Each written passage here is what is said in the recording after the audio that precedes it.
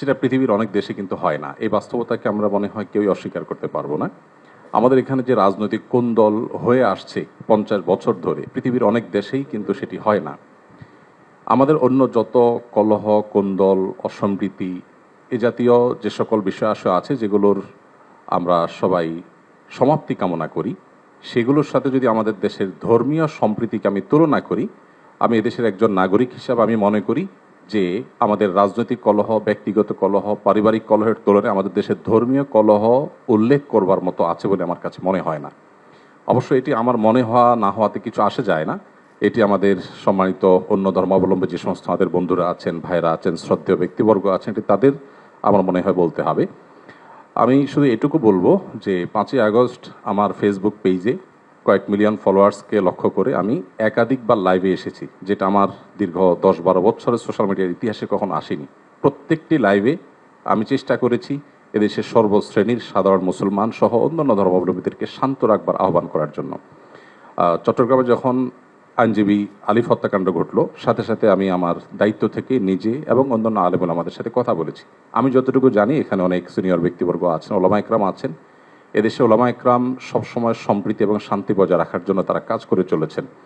এবং আমার জানা মতে ওলামা একরাম রিনাউন্ড কোনো আলেম কখনো অন্য ধর্মাবলম্বীদের কোনো প্রকার শান্তি বিঘ্ন সৃষ্টি করার মতো কোনো কাজ, কোনো আহ্বান, কোনো উদ্যোগ তারা কখনো নিয়েছেন বলে আমার জানা নেই। পৃথিবীর অনেক দেশে যারা আমাদেরকে সকাল বিকাল নসিহত করেন, আমি তাদের প্রতি শ্রদ্ধা রেখে বলছি, সেখানে যেরকম আমরা দেখি দলে দলে মানুষ গিয়ে বিভিন্ন ধর্মাবলম্বীদের উপাসনালয়ে হামলা করে, আমাদের দেশে বিচ্ছিন্ন ঘটনা ঘটে না আমি তা বলবো না, তবে রিনাউন্ড ওলামা একরাম অত্যন্ত দায়িত্বশীল এবং দায়িত্বশীলতার পরিচয় তারা দিয়ে থাকেন। আমার মনে হয় এই জিনিসটা আমাদের অব্যাহত গতিতে এগিয়ে নিয়ে যেতে হবে।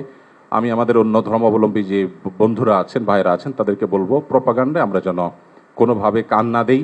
আপনারা যদি কখনো সমস্যা বোধ করেন, আমি ব্যক্তিগতভাবে বলতে পারি আমার কথা, 5ই আগস্টে একটি হিন্দু পরিবার একজন মেজরের মাধ্যমে আমার সাথে যোগাযোগ করেছিলেন। আমি আমার সাধ্য অনুযায়ী তাদের নিরাপত্তার জন্য আমাদের যে সমস্ত ভাই বন্ধু আছে তাদের দিয়ে খুলনার একটি জায়গায় আমি ব্যবস্থা করেছি। আমার মনে হয় বাংলাদেশের যত বড় মাদ্রাসা আছে এখানে সব নেতৃত্বশীল ওলামা একরাম আছেন।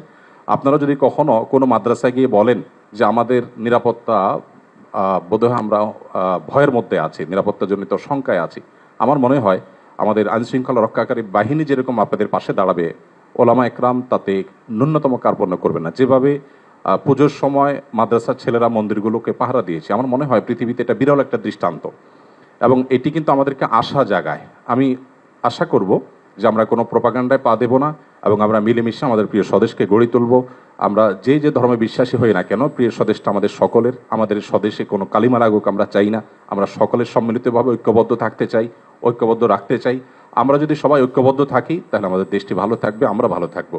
আমি আশা করছি আমাদের ঐক্যে কেউ চির ধরাতে পারবে না এবং এক্ষেত্রে আমাদের সীসাডালা প্রাচীরের মতো চলতে হবে। আমাদের কোনো সমস্যার জায়গা থাকলে অবশ্যই আপনারা বলবেন, আমরা সেই জায়গাটাকে সংশোধন করব।